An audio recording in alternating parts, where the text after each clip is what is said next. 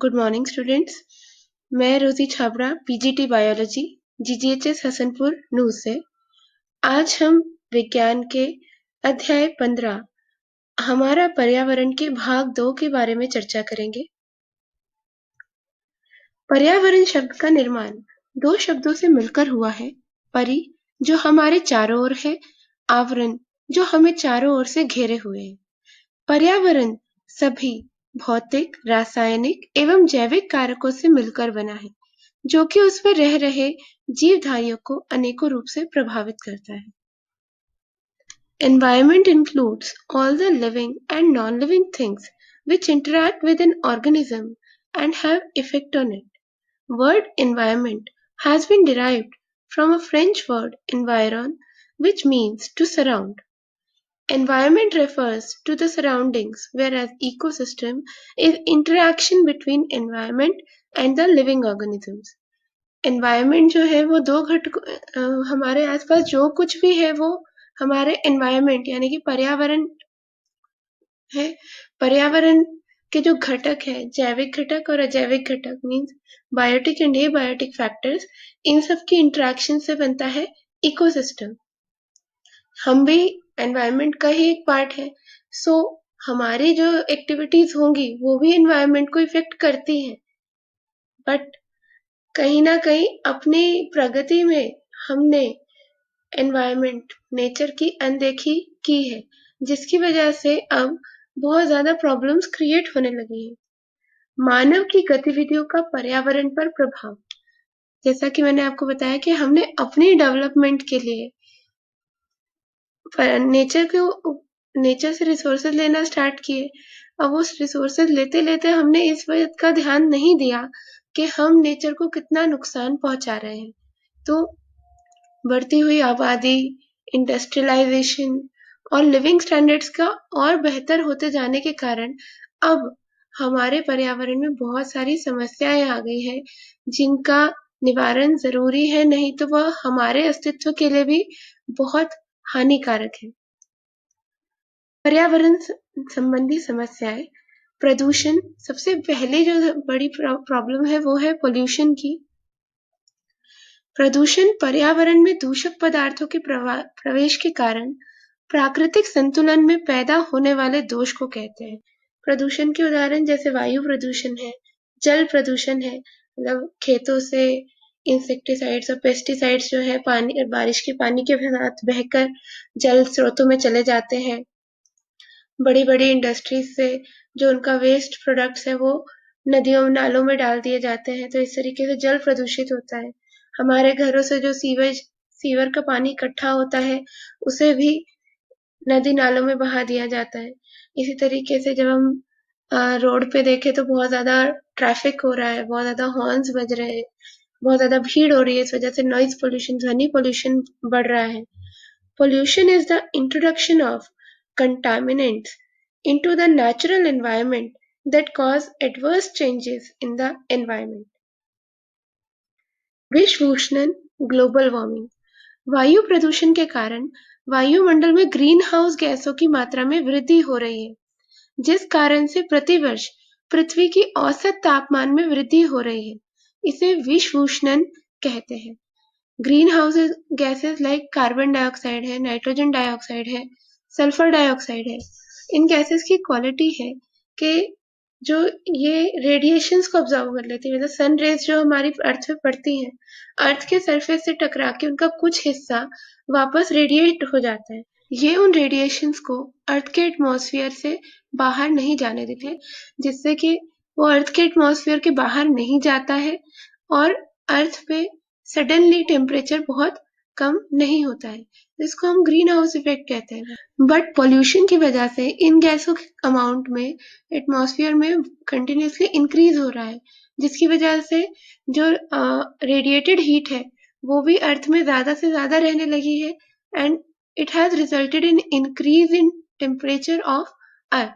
Global warming is the long-term heating of Earth's climate due to increase in amount of greenhouse gases due to increasing pollution. इसी की वजह से जो हमारे glaciers है वो पिघलने लग गए हैं, सी लेवल राइज कर रहा है और क्लाइमेटिक चेंजेस आ रहे हैं। अम्लीय वर्षा, एसिड रेन। वर्षा प्राकृतिक रूप से ही अम्लीय होती है क्योंकि इसमें कार्बन डाइऑक्साइड और जल की प्रक्रिया से बना कार्बनिक अम्ल पाया जाता है। कार्बनिक अम्ल एक बहुत ही दुर्बल अम्ल होता है, पर जैसे कि आपको मैंने बताया, ह्यूमन एक्टिविटी से अब पोल्यूशन बहुत बढ़ रहा है। अब एयर पोल्यूशन के कारण एटमॉस्फेयर के अंदर सल्फर डाइऑक्साइड और नाइट्रोजन डाइऑक्साइड की क्वांटिटी भी बढ़ रही है। तो ये जो सल्फर डाइऑक्साइड है और नाइट्रोजन डाइऑक्साइड है, जब ये और हायर ऑल्टीट्यूड्स पे जाती हैं तो ये रेन वाटर के साथ रिएक्शन करके सल्फ्यूरिक एसिड और नाइट्रिक एसिड बना लेते हैं, जो कि स्ट्रॉन्ग एसिड्स में आते हैं।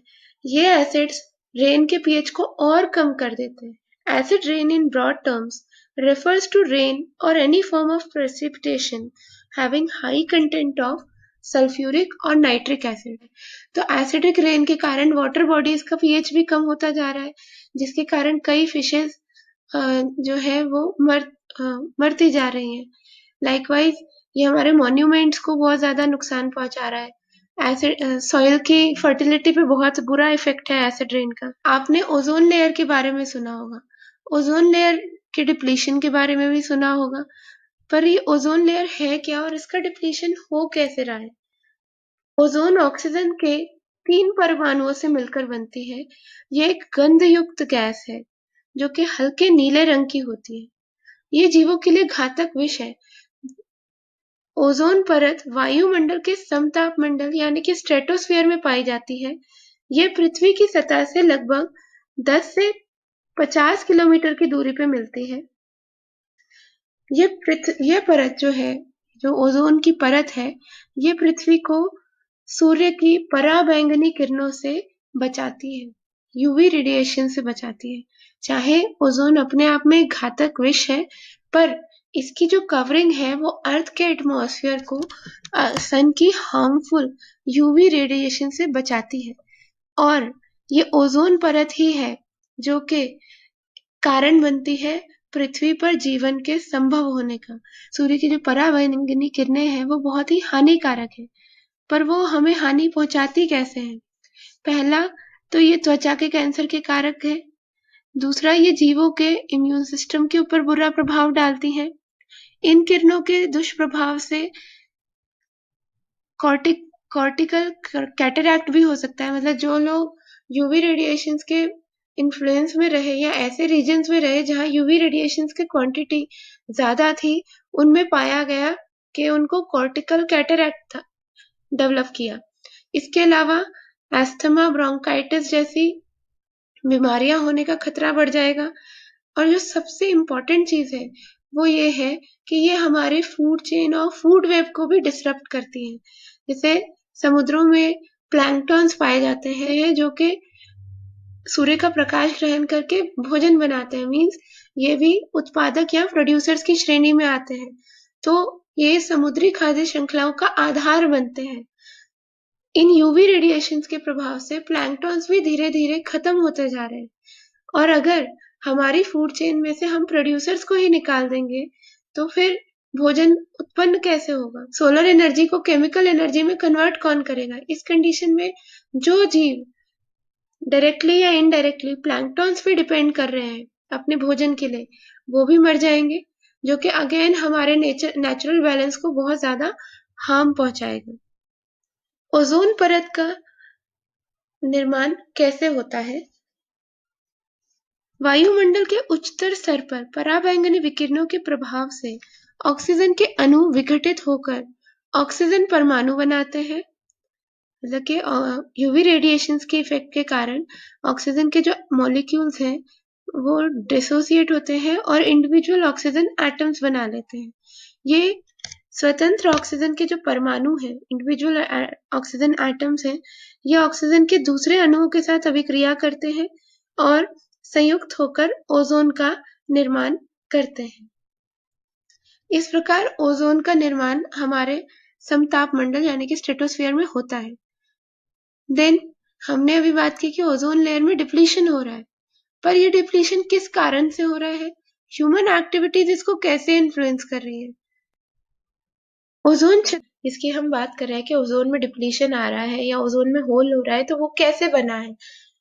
ओजोन छिद्र 1970 के दशक के बाद से पृथ्वी की समताप मंडल में ओजोन की कुल मात्रा में प्रति दशक लगभग 4% की धीमी लेकिन स्थिर कमी आ रही है। साथ ही साथ ध्रुवीय क्षेत्रों के ऊपर समताप मंडल यानी कि स्ट्रेटोस्फीयर की ओजोन परत में अधिक लेकिन मौसमी कमी आ रही है। इसी घटना को ओजोन छिद्र या ओजोन होल कहते हैं। ओजोन होल के लिए कौन सी ह्यूमन एक्टिविटीज रिस्पॉन्सिबल है? तो ओजोन होल के लिए रिस्पॉन्सिबल है सीएफसी, जो कि अगेन पॉल्यूटेंट्स है। ओजोन की मात्रा में इस तीव्रता से गिरावट का मुख्य कारण मानव संश्लेषित रसायन क्लोरोफ्लोरोकार्बन यानी कि सीएफसीज को माना गया है, जिसका उपयोग शीतलन और अग्निशमन के लिए किया जाता है। सीएफसीज के अलावा ब्रोमोफ्लोरोकार्बन जिन्हें हेलोन्स कहते हैं, कार्बन टेट्राक्लोराइड ओजोन रिक्तीकरण पदार्थ है। ओजोन रिक्तीकरण पदार्थ मतलब वह पदार्थ जो ओजोन छिद्र के लिए उत्तरदायी है, मतलब जिनकी वजह से ओजोन में छेद हो रहे हैं, उन्हें हम ओजोन रिक्तीकरण पदार्थ या ओजोन डिप्लीटिंग सब्सटेंसेस कहते हैं। उदाहरण के लिए है सीएफसीज, बीएफसीज और कार्बन टेट्राक्लोराइड। ये ओजोन डिप्लीटिंग सब्सटेंसेस ओजोन में छिद्र कर कैसे रहे हैं, तो आइए इसे समझते हैं। ओजोन छिद्र अंटार्कटिका में पाया जाता है। ध्रुवीय सर्दियां बहुत गहरी होती है, लगभग 3 महीने तक सूर्य का प्रकाश नहीं होता है और सूर्य के प्रकाश की अनुपस्थिति तथा वहां पे ध्रुवीय भंवर भी होते हैं। तो इन दोनों कंडीशंस के कारण वहां पर टेम्परेचर बहुत बहुत बहुत कम होता है। मीन सर्दियों में अंटार्कटिका पे टेम्परेचर -80 डिग्री से भी कम हो जाता है, जिसकी वजह से वहां बादलों का निर्माण होता है, जिन्हें ध्रुवीय समताप मंडलीय बादल कहते हैं या पीएसईस कहते हैं। तो ओडीएस जिनके बारे में अभी हमने पढ़ा, सीएफसीज, बीएफसीज, कार्बन टेट्राक्लोराइड, ये बहुत ही स्टेबल कंपाउंड्स है। ये क्लोरीन के सोर्सेज हैं और बहुत ही स्थायी यौगिक होते हैं, जो कि आम पर्यावरणीय परिस्थितियों में डिसोसिएट या अलग नहीं होते। ये क्लोरीन मुक्त नहीं करते हैं, हमारे पर्यावरण में ही बने रहते हैं, पर विशेष परिस्थितियों में जाकर ये क्लोरीन को मुक्त करते हैं। और विशेष परिस्थितियां कब बनती हैं? ध्रुवों पे ही जब वसंत ऋतु आती है, तो सूर्य का प्रकाश के साथ ये ओडीएस अभिक्रिया करते हैं और इनकी अभिक्रिया के लिए उपयुक्त सतह प्रदान करते हैं पोलर स्ट्रेटोस्फेरिक क्लाउड्स। इस अभिक्रिया में वह क्लोरीन के परमाणु मुक्त करते हैं। ये क्लोरीन के मुक्त परमाणु जाके ओजोन परत के साथ अभिक्रिया करके ओजोन के अणुओं को नष्ट करते हैं तथा इस प्रकार ओजोन में छेद होना शुरू होता है। ग्रीष्म ऋतु यानी कि गर्मी के दौरान निकट क्षेत्रों से गर्म वायु जब अंटार्कटिका या ध्रुवीय क्षेत्रों पर पहुंचती है, तो वो ये जो पीएसईज बने थे, पोलर स्ट्रेटोस्फेरिक क्लाउड्स बने थे, उन्हें नष्ट कर देती है, जिसकी वजह से ओजोन डिप्लीटिंग सब्सटेंसेस और यूवी रेडिएशंस के बीच की अभिक्रिया भी बंद हो जाती है तथा ओजोन छेद धीरे धीरे भरने लग जाता है। मॉन्ट्रियल प्रोटोकॉल ओजोन परत को क्षीण करने वाले पदार्थों के बारे में अंतरराष्ट्रीय संधि है, जो ओजोन परत को संरक्षित करने के लिए चरणबद्ध तरीके से उन पदार्थों का उत्सर्जन रोकने के लिए बनाई गई है, जिन्हें ओजोन परत को क्षीण करने के लिए उत्तरदायी माना जाता है। यह 1 जनवरी 1989 से प्रभावित हुआ है। इसे 196 राज्यों द्वारा मान्यता दी गई है। यूएनईपी संयुक्त राष्ट्र पर्यावरण कार्यक्रम UNEP assists developing countries and countries with economies in transition to achieve and sustain their compliance with the Montreal Protocol. Developing countries है या जिन कंट्रीज में अर्थव्यवस्था में बदलाव आ रहा है, मतलब कि वो डेवलपमेंट की ओर आगे बढ़ रही हैं, तो उन कंट्रीज को ये गाइडलाइंस देता है कि आप क्या क्या स्टेप्स फॉलो कर सकते हो। इसके अलावा कैसे उन सब्सटेंसेस के यूज से बचाएं जो कि ओजोन लेयर की डिप्लीशन के कारक है। साथ में उन्हें ऑल्टरनेटिव टेक्नोलॉजीज भी प्रोवाइड करवाता है या सजेशंस देता है ताकि उनकी पॉलिसीज भी ओजोन फ्रेंडली बने। ओजोन लेयर की डिप्लीशन की अवेयरनेस को क्रिएट करना है, मतलब विश्व भर में लोगों को ओजोन लेयर की डिप्लीशन के बारे में जागरूक करने के लिए ही अब 16 सितंबर को, हर साल 16 सितंबर को वर्ल्ड ओजोन डे सेलिब्रेट किया जाता है। It is celebrated for spreading awareness regarding the ozone layer depletion as well as the search for solutions in order to preserve it. 23 अप्रैल 2020 में कॉपरनिकस एटमॉस्फेरिक मॉनिटरिंग सर्विसेज है, उन्होंने ये घोषणा की कि ओजोन परत में जो सबसे बड़ा छेद पाया गया था वह बंद हो गया है। ये वहां पे एटमॉस्फेरिक कंडीशंस चेंज होने के कारण था, और वो था कि जो पीएसईज बनते हैं, पोलर स्ट्रेटोस्फेरिक क्लाउड्स बनते हैं, वो गर्मी बढ़ने के कारण डिसरप्ट हो गए। डिसरप्ट होने से, क्योंकि अब ओडीएस को और यूवी रेडिएशंस को रिएक्ट करने के लिए एक सूटेबल सरफेस नहीं मिला जो कि पीएसईज प्रोवाइड करते हैं, तो वो रिएक्शंस रुक गए और धीरे धीरे ओजोन लेयर जो थी वो हील हो गई। ओजोन लेयर डिप्लीशन के अलावा भी हमारे पास अब एक बहुत बड़ी समस्या है, वो है वेस्ट मैनेजमेंट, जो कि अब एक वर्ल्ड वाइड प्रॉब्लम बन रही है पॉपुलेशन इंक्रीज के कारण, इंडस्ट्रियलाइजेशन के कारण, पैकेज्ड मटेरियल के ऊपर डिपेंडेंसीज के कारण। तो वेस्ट मैनेजमेंट जो है ये भी एक बहुत बड़ा इशू बन के ह्यूमन रेस के सामने खड़ा हो गया है। रीजन बीइंग, ये हमारे लिए तो खराब है ही है, क्योंकि हमारे एनवायरनमेंट को, इमीडिएट एनवायरनमेंट को ही पोल्यूट कर रहा है, गंदा कर रहा है। साथ ही साथ जो एनिमल्स हमारे आसपास रहते हैं उनके लिए भी हजार्डियस है, बहुत डेंजरस है। आपने देखा होगा कि कचरों के ढेर से गायें हैं, कुत्ते हैं, वो भोजन के मटेरियल के साथ पॉलिथीन भी खा जाते हैं। कितना डेंजरस है वो पॉलिथीन, उनके डाइजेस्टिव सिस्टम को ब्लॉक कर देती है या कई बार नेसल पैसेजेस को ब्लॉक कर देती है, जिससे वो इमीडिएटली उनकी डेथ हो जाती है। मीन्स कितना बुरा है, कहीं ना कहीं हम ही तो उनके डेथ के लिए रिस्पॉन्सिबल हो रहे हैं। लाइक इसी तरीके से एक टाइम ऐसा आएगा, अगर हम इसी रेट पर चलते रहे तो एक टाइम ऐसा आएगा कि जो पृथ्वी है वो कूड़े से भर जाएगी, और जो छोटे छोटे जीव हैं उनको रहने के लिए, हमें तक भी रहने के लिए जगह नहीं मिलेगी। बहुत जरूरी हो चुका है कि हम कचरा प्रबंधन यानी कि वेस्ट मैनेजमेंट की ओर कोई सही कदम उठाएं, जिससे कि हम अपने आप को और अपने पर्यावरण को और उसमें रह रहे दूसरे जीवों की रक्षा कर सकें। कचरे के प्रकार, तो सबसे पहले हम जानते हैं कि वेस्ट जो है जिसका प्रबंधन हमें करना है उसके टाइप्स क्या क्या है।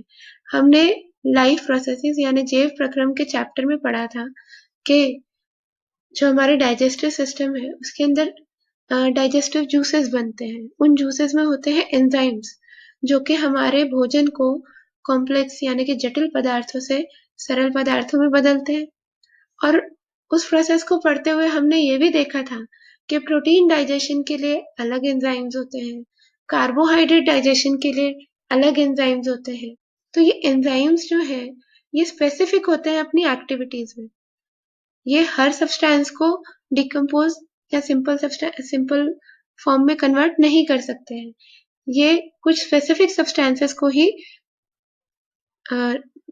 डिकम्पोज या कहे सिंपल सब्सटेंसेस में कन्वर्ट कर पाते हैं। वे पदार्थ जो सूक्ष्म जीवों के द्वारा छोटे घटकों में बदले जाते हैं, उदाहरण के लिए फल तथा सब्जियों के छिलके, सूती कपड़े, जूट, कागज आदि, उन्हें हम जैव निम्नीकरणीय पदार्थ कहते हैं या बायोडिग्रेडेबल वेस्ट कहते हैं। इन पदार्थों के विघटन के लिए सूक्ष्म जीवों में एंजाइम उपलब्ध होते हैं। मतलब कि अगेन हमने ये तो कहा कि माइक्रो ऑर्गेनिजम्स उनको डाइजेस्ट कर रहे हैं, बट किसकी हेल्प से कर रहे हैं? एंजाइम्स की हेल्प से। सो जिन सब्सटेंसेस को डाइजेस्ट करने के लिए माइक्रो ऑर्गेनिजम्स में सुटेबल एंजाइम्स प्रेजेंट होते हैं उन्हें हम जैव निम्नीकरणीय पदार्थ या बायोडिग्रेडेबल वेस्ट कहते हैं। Biodegradable waste include any organic matter which can be broken down into simple organic molecules by microorganisms. दूसरी तरफ कुछ पदार्थ ऐसे होते हैं जिनको डाइजेस्ट करने के लिए माइक्रो ऑर्गेनिजम्स के अंदर उपयुक्त एंजाइम्स नहीं है। पदार्थ जो सूक्ष्म जीवों के कारण घटकों में परिवर्तित नहीं होते हैं, उदाहरण के लिए प्लास्टिक है, संश्लेषित रेशे हैं, उन्हें हम अजैव निम्नीकरणीय पदार्थ या नॉन बायोडिग्रेडेबल वेस्ट कहते हैं। सूक्ष्म जीवों में उपयुक्त एंजाइमों की अनुपस्थिति के कारण उनका अपघटन नहीं हो पाता। उनका अपघटन मतलब वो कॉम्प्लेक्स सब्सटेंसेस को जो है वो सिंपल सब्सटेंसेस में कन्वर्ट नहीं हो पाते हैं।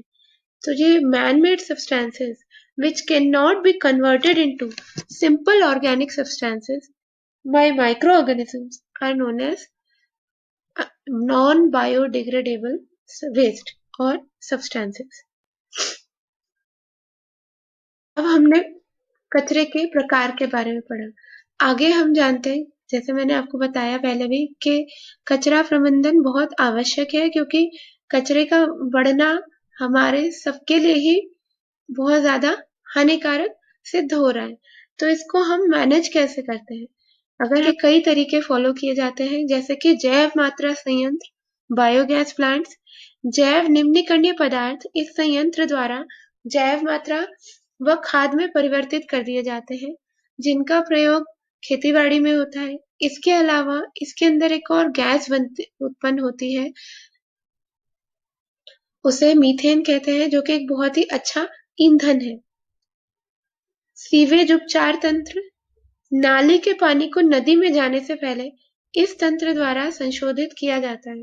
मीन्स पहले क्या होता था कि जो सीवेज का पानी होता था इसे सीधा का सीधा ही नदी नालों में डाल दिया जाता था, पर अब उन्हें पहले सीवेज ट्रीटमेंट प्लांट्स में भेजा जाता है। सीवेज ट्रीटमेंट प्लांट से उनसे कचरे को अलग कर दिया जाता है। उस कचरे को फिर दो पार्ट्स में डिवाइड कर देते हैं, जैविक अजैविक, और फिर उनको रिस्पेक्टिव ट्रीटमेंट प्लांट्स में सेंड कर दिया जाता है और जो पानी है उसे छोड़ दिया जाता है या उसे फिर से साफ करके वाटर ट्रीटमेंट प्लांट्स में उसे साफ करके पुनः उपयोग के लिए भेज दिया जाता है। कंपोस्टिंग, जैविक कचरा कंपोस्ट गड्ढों में भरकर ढक दिया जाता है। कुछ समय पश्चात वह खाद में बदल जाता है। कूड़ा भराव क्षेत्र, डंपिंग ग्राउंड्स, कचरा निचले क्षेत्रों में डाल दिया जाता है और दबा दिया जाता है। एज अ रिस्पॉन्सिबल सिटीजन हमारी भी ये ड्यूटी बनती है कि हम अपना योगदान दें कचरा प्रबंधन में, जिसके लिए हम कई तरीके अपना सकते हैं, जैसे पुनः चक्रण, रिसाइकल, अजैव निम्नीकरणीय पदार्थ कचरा पुनः प्रयोग के लिए नए पदार्थों में बदल दिया जाता है। देखिए, सिर्फ घर पे हम कुछ सिंपल सी बातों को फॉलो करके कि जो जैविक कचरा है उसे अलग डस्टबिन में डालें, अजैविक कचरे को अलग डस्टबिन में डालें। प्लास्टिक है, पेपर है, इसको रिसाइकलिंग प्लांट्स में भेज दिया जाएगा, वहां भेजा जाता है और इन्हें रिसाइकल करके फिर किसी और फॉर्म में बदल के हम फिर से यूज कर सकते हैं। नॉन बायोडिग्रेडेबल मटेरियल्स को रिसाइकल करवाना चाहिए और उसके लिए फिर पुनः उपयोग, रीयूज, मतलब कि अब हमारे डेली लाइफ में प्लास्टिक का यूज बहुत बढ़ गया है। ये करनी चाहिए कि प्लास्टिक की जो चीजें हम रीयूज कर सकते हैं किसी भी फॉर्म में चाहे, उन्हें हम रीयूज करें इंस्टेड ऑफ फेंकने, क्योंकि जितना हम फेंकेंगे उतना ही हम कचरे को बढ़ा रहे हैं। तो हमें कोशिश ये करनी चाहिए कि हम उन्हें ज्यादा से ज्यादा रीयूज कर लें, फेंके नहीं। Instead of discarding we should reuse the material if possible. कम उपयोग या रिड्यूस, इसमें कम पैकेजिंग वाले उत्पाद खरीदना शामिल है, मतलब कि हमें पैकेज्ड ऑब्जेक्ट्स के ऊपर अपनी डिपेंडेंसी को कम कर देना चाहिए। We should reduce the use of non biodegradable compounds that are harmful to us. पुनः प्राप्ति, रिकवर, थर्मल और जैविक साधनों के माध्यम से कचरे को संसाधनों में परिवर्तित करना। If the waste remains after it has been reused and recycled, we can use it to generate energy at waste energy plants. तो इस तरीके से ये कुछ तरीके हैं जिनसे कि हम वेस्ट मैनेजमेंट कर सकते हैं, पर हमें इस बात का ध्यान रखना होगा कि जो वेस्ट मैनेजमेंट है कि जो भी प्लान्स हमारे आसपास हमारी गवर्नमेंट बना रही है, लोकल बॉडीज बना रही है, वो तब तक सक्सेसफुल नहीं होंगे जब तक एज सिटीजन हम रिस्पॉन्सिबल नहीं बनते हैं। कचरे प्रबंधन के प्रति लोगों को जागरूक करने के लिए और अपने पर्यावरण को साफ करने के लिए, अपने देश को साफ सुथरा करने के लिए हमारी भारत की सरकार द्वारा स्वच्छ भारत मिशन लॉन्च किया गया, अभियान बनाया गया है। It is a national level campaign by the Government of India covering 4,041 towns to clean streets, roads and infrastructures of the country. It was launched on 2nd October 2014 by Prime Minister Shri Narendra Modi. Objectives: construction of individual cluster and community toilets to reduce or limit open defecation, villages to be kept clean with solid and liquid waste management, door-to-door garbage collection and proper disposal of municipal solid waste in all. ये कुछ objectives हैं स्वच्छ भारत अभियान के।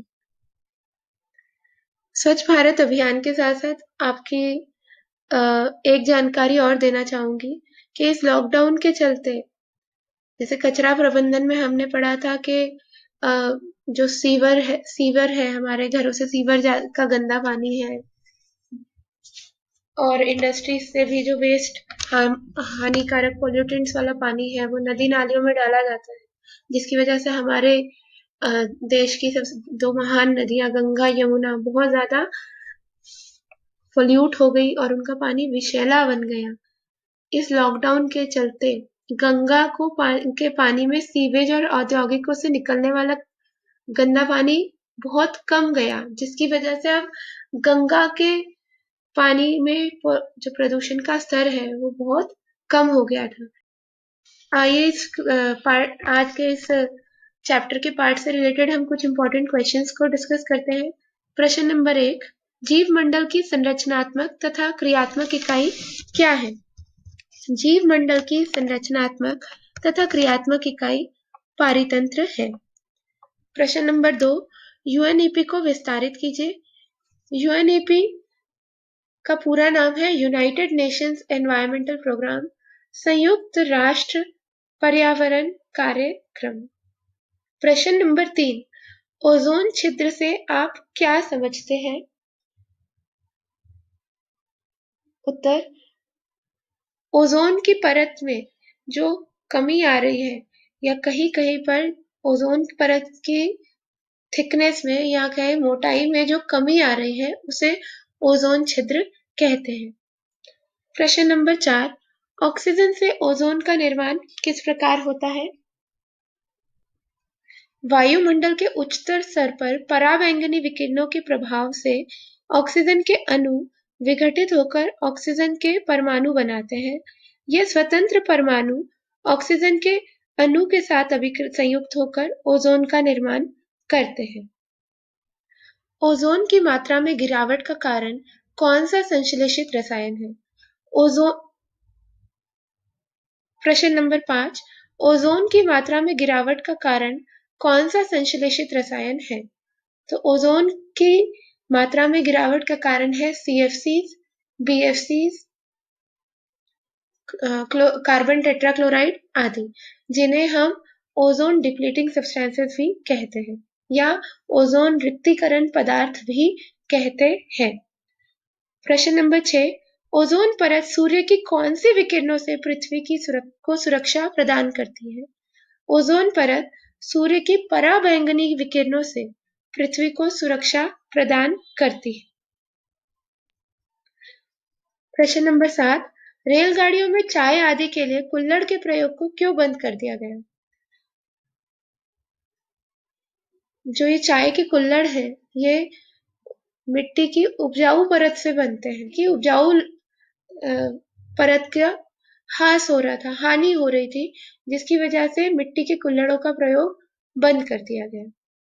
प्रश्न number 8, कांच, plastic, धातु के बर्तन आदि पर्यावरण में लंबे समय तक क्यों बने रहते हैं? उत्तर है क्योंकि यह नॉन बायोडिग्रेडेबल वेस्ट है या अजैव निम्नीकरणीय वेस्ट या कचरा है या पदार्थ है। प्रश्न नंबर 9, जैव तथा अजैव निम्नीकरणीय पदार्थों में अंतर स्पष्ट कीजिए। जैव निम्नीकरणीय पदार्थ वे पदार्थ जिन्हें जीवाणु तथा कवक जैसे सूक्ष्मजीव सरल पदार्थों में अपघटित कर देते हैं। जैव निम्नीकरणीय पदार्थ जिनके निम्नीकरण के लिए एंजाइम सूक्ष्म जीवों में उपलब्ध होते हैं। उदाहरण के लिए जंतु, पादप अपशिष्ट, कागज, चमड़ा, गोबर आदि। दूसरी तरफ अजैव निम्नीकरणीय पदार्थ वे पदार्थ जिन्हें सूक्ष्म जीवों द्वारा अपघटित नहीं किया जा सकता, अजैव निम्नीकरणीय पदार्थ कहलाता है। सूक्ष्म जीवों में उपयुक्त एंजाइमों की अनुपस्थिति के कारण उनका अपघटन नहीं होता है। उदाहरण के लिए संश्लेषित पदार्थ, पॉलीथीन, प्लास्टिक, कांच, कीटनाशक, धातु के टुकड़े, कैन आदि। तो इसके साथ आज का हमारा ये सेशन यही समाप्त होता है। Thank you.